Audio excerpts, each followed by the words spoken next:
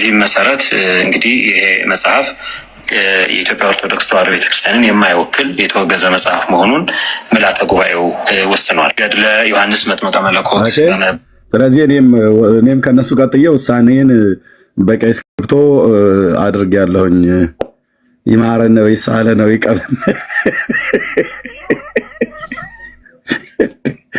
እንዴ እምልህ ሲያበሽቀኝ ሲያደርቀኝ አንጀት የላጠው ይሄ ሰውዬ ብለው እንደሚሉት ጨጓራዬን ሲልጠኝ የነበረ መጽሐፍ አንዱ አይደለም እንዴ? እኔ ዛሬ ድቤን አንስቼ መቀጥቀጥ ያለብኝ ነው እኮ ብዬ የምልህ ኃይሎ ጋሆ ማለት ያለብኝ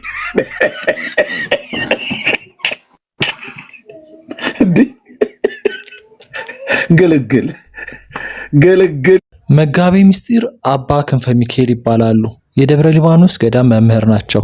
የምናኔ ሕይወት ጣዕም የተጋድሎ ብዛት ሰውነታቸውን እንዳከሳቸው ገጻቸው በግልጽ ይመሰክራል። በትናንትናው ዕለት ጥቅምት 14 ቀን የቅዱስ ሲኖዶስ ምልዓተ ጉባኤ በአንድ ግለሰብ ተዘጋጅቶ ገድለ መጥምቀ መለኮት ቅዱስ ዮሐንስ በሚል እየተሰራጨ ያለውን መጽሐፍ የተመለከቱና ለጠቅላይ ቤተ ክህነት ጥቆማ የሰጡ ታላቅ አባት ናቸው። እኚሁ ሊቅ አባ ክንፈ ሚካኤል መጽሐፉ እንዲመረመር ለመንበረ ፓትርያርክ ጠቅላይ ቤተ ክህነት ጽሕፈት ቤት ጥቆማ ሰጡ። ጠቅላይ ቤተ ክህነቱም ወደ ሊቃውንት መርቶት የሊቃውንት ጉባኤ ያለበትን ግድፈትና የስህተት ትምህርት ነቅሶ በማውጣት ለጉባኤ አቅርቦት ትናንት በሲኖዶስ እንደተወገዘ ኢኦቲሲ ቲቪ ዘግቧል። ገድለ ዮሐንስ መጥምቀ መለኮት በመባል የተጻፈው መጽሐፍ ሙሉ ለሙሉ የቤተክርስቲያንን አስተምሮ የማይወክል የሚያዛባ ስለሆነ እንዲወገዝ ተደርጓል። ስለዚህ መጽሐፉ ተወግዟል። ይሄ ማለት በመጽሐፉ ውስጥ ያሉት ትምህርቶችና የተሳሳቱ ጉዳዮች በሙሉ ተወግዘዋል ማለት ነው።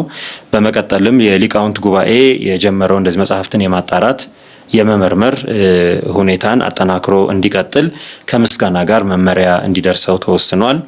በሶስተኛ ደረጃ መጽሐፉን አሳትመው ያሰራጩት ግለሰብ ወደ መንበረ ፓትርያርክ ተጠርተው በቋሚ ሲኖዶስ ቀርበው እንዲህ አይነት ስራዎችን ለወደፊቱ እንዳይደግሙ ጥብቅ መመሪያ እንዲሰጣቸው ምልዓተ ጉባኤው ይህንንም ወስኗል። መጽሐፉ እንዲመረመር ያደረጉ የታላቁ ደብረ ሊባኖስ አንድነት ገዳም የአቡነ ተክለ ሃይማኖት አንድነት ገዳም መምህር የሆኑት መጋቤ ምስጢር አባ ክንፈ ሚካኤልም ለዚህ ላደረጉት መልካም ስራ ምስጋና እንዲሰጣቸው የምስጋና ደብዳቤ እንዲሰጣቸው ምልዓተ ጉባኤው ወስኗል። በመጨረሻም ይህንን በተመለከተ ምልዓተ ጉባኤው የወሰነው በአሁኑ ጊዜ ያው በህትመትና በስርጭት ላይ የዋለው የመጽሐፉ ቅጂ ሙሉ በሙሉ እንዲታገድ፣ እንዳይሰራጭ፣ ለሽያጭም እንዳይቀርብ ለሁሉም አህጉረ ስብከት ሰርኩላር ደብዳቤ እንዲሰራጭ ምልዓተ ጉባኤው ወስኗል። በዚህም መሰረት እንግዲህ ይሄ መጽሐፍ የኢትዮጵያ ኦርቶዶክስ ተዋሕዶ ቤተክርስቲያንን የማይወክል የተወገዘ መጽሐፍ መሆኑን ምልዓተ ጉባኤው ወስኗል። ይህ በጣም ሊበረታታና ሊጠናከር የሚገባ ጉዳይ ነው። በዚህ ላይ ግን ያልተብራሩና ጥርት ብለው ያልቀረቡ ጉዳዮች አሉ። ለምሳሌ አንደኛ የመጽሐፉ ስህተቶች ተነቅሰው ያልቀረቡት ለምንድን ነው? ሁለተኛ በመጽሐፍ ውስጥ በግልጽ በሚታይ መልኩ የሽፋን ገጹ ከቨር ፔጁ አለመታየቱ፣ ለሚዲያ አለመቅረቡ ለምንድን ነው? እንዲሁም በሶስተኛ ደረጃ የመጽሐፉ ተርጓሚና ሳታሚ አለመገለጹ ለውዝግብ ዳርጓል። ይህስ ለምን ግልጽ አልሆነም? መጽሐፍት ሲወገዙ ከበቂ መረጃ ጋር ለሕዝብ ይፋ መሆን አለባቸው። ይህን ውግዘት ተከትሎ የቲክቶኩ የፕሮቴስታንት ክንፍ ውጤቱን ያመጣነው የኛ ተጽዕኖ ነው በማለት እየተንጫጫ ይገኛል። ያላስተዋሉት ነገር ቢኖር ግን መጀመሪያውኑ መጽሐፉ የተጻፈው በግለሰብ ደረጃ መሆኑን ነው። ያም ሆኖ የትኛው መጽሐፍ እንደተወገዘ እንኳን ለይተው አላጣሩም። እንዳነበበ ሰው እኮ ነው የምልህ። ጥላውን ሲሸሸው ሰው ደንብሮ መተማመን ጠፍቶ የቆቅ ኑሮ ተብሎ እንደተባለ የቆቅ ኑሮ አይነት በስጋት ትኖራለህ እንጂ መጽሐፍቶቹ አይጠቅሙም። ወንድም አለምዬ፣ እሺ አንዳንድ ፕሮቴስታንቶች በዚህ ዜና ላይ በጣም እንደው በእኛ ጥረት ነው ምናምን አይነት ነገሮች ሲናገሩ እያየው ነበርና እዚህ ኮሜንትም እንዳያችሁት ታድሶ ምንድነው የሆነ የታድሶ ስኬት እንደሆነ አይነት ነገር ማለት ነው። ሰምታችኋል? ጆሮአችሁ ይሰማል፣ ግን የምታስተውሉት ነገር አለ።